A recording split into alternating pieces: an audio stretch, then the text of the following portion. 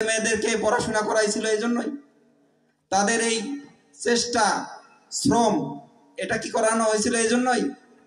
না, করানো হয়নি। কিন্তু তাদের যে পদ্ধতি, আমার মনে হচ্ছে যদি তারা এই শিক্ষার পাশাপাশি ধর্মীয় শিক্ষা, দ্বীনি শিক্ষা এবং আল্লাহর ভয় তাদের ভিতরে তৈরি করার কোনো শিক্ষা তাদেরকে দিতে পারতো, মনে হয় না যে এই রকম অবস্থা হয়ে যাবে।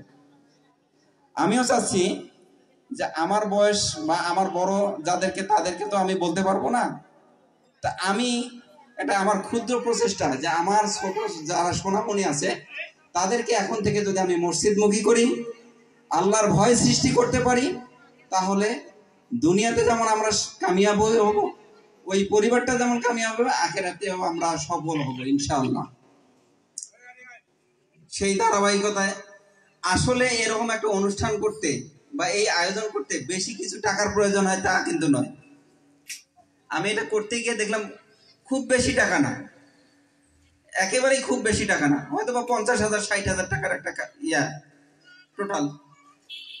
কিন্তু এটা যদি আমি ইচ্ছা করি যে না আমি একটা ভালো কাজ করতে চাই, তাহলে আপনি দেখবেন যে এই টাকাটা জোগাড় করা কোনো অসম্ভব কিছুই না। আপনার যে ক্ষুদ্র আয় আছে সেখান থেকে আপনারা করতে পারেন। ছোট বাচ্চাদের দিকে আমি খেয়াল করে দেখছি, ছোট বাচ্চারা মূলত দুইটা জিনিস চায়। একটা হচ্ছে তাদেরকে ভালোবাসা, বেশি বেশি করে ভালোবাসা। যতই দুষ্টামি করুক, আপনি যদি বেশি ভালোবাসেন তাহলে সে আপনার থেকে দূরে সরে যাবে না, আর যদি ভয় দেখান তাহলে দূরে সরে যাবে। ভালোবাসা যতই আমরা দিতে পারবো ততই তারা আমাদের দিকে আকৃষ্ট হবে। আর যত ভয় সৃষ্টি করি বা ইয়ে করি, ভয় দেখাই, তাহলে তারা আমাদের কাছেও আসে না, আমাদের কাছ থেকে তারা শিক্ষা পাওয়ার সম্ভাবনা নাই। আর 2 নাম্বার হচ্ছে তারা খাবারকে পছন্দ করে। খাবার বা কোনো উপহারের জিনিস তাদেরকে যদি আপনি বেশি বেশি করে দেন তাহলে তারা খুব পছন্দ করে। আমার জীবনের একটা বাস্তব ঘটনা বলি। আমি ছাত্র জীবনে অনেক জায়গায় টিউশনি করছি ঢাকা শহরে। ডাক্তার মোহাম্মদ শহীদুল্লাহ নামে এক ভদ্রলোক ছিলেন, ওনার এক ছেলে ছিল আসাদুল্লাহ গালিব। এই ছেলেকে দিল আমাকে পড়াশোনা করার জন্য, আমি টিউশনি করতেছি। ছেলেটা এমন দুষ্ট, তার মা বাবার কন্ট্রোলের বাইরে, কোনো কথাই শোনে না বা শোনে না, কিন্তু খুবই দুষ্টামি করে, পড়াশোনাও ঠিক মতো করে না। তা আমি অনেকটা চ্যালেঞ্জের মুখোমুখি হয়ে আমি তাকে পড়াইতে বসলাম। পরে দেখলাম যে সে আমাকেও সে এভাবে ডিনাই করতেছে প্রত্যেকটা কাজেই। একটা পড়া দিচ্ছি সে নিচ্ছে না, পড়া দিচ্ছি না। তখন আমি করলাম কি, আমাকে বেতন দিত 1,500 টাকা। আমি চিন্তা করলাম যে 1,500 টাকা আমি 1 টাকাও খরচ করবো না, ওর পিছনে খরচ করবো। ওকে আমি পড়া যখন দেই যে তুমি এই পড়াটা শেষ করবা, কালকে তোমার জন্য একটা স্পেশাল গিফট আছে। আলহামদুলিল্লাহ যে 2 পৃষ্ঠা 3 পৃষ্ঠার একটা পড়া সে ক্লাস 5 এর ছেলে মুখস্থ করে রেডি হয়ে থাকতো পরের দিন এই গিফটের জন্য।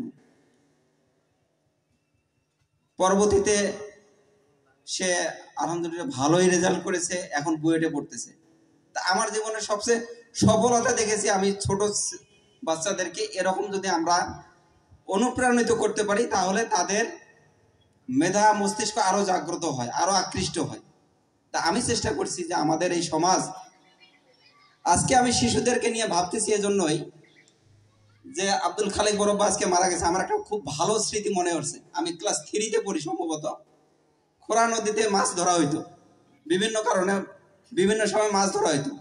এই মাছ ধরতে গিয়ে একদিন ওই ইয়ার থেকে একটা ঢোরা সাপ এভাবে করে চটকে ফেলে দিছে উপরে, আর ঢোরা সাপটা আসি পড়ছিল আমার গায়ে।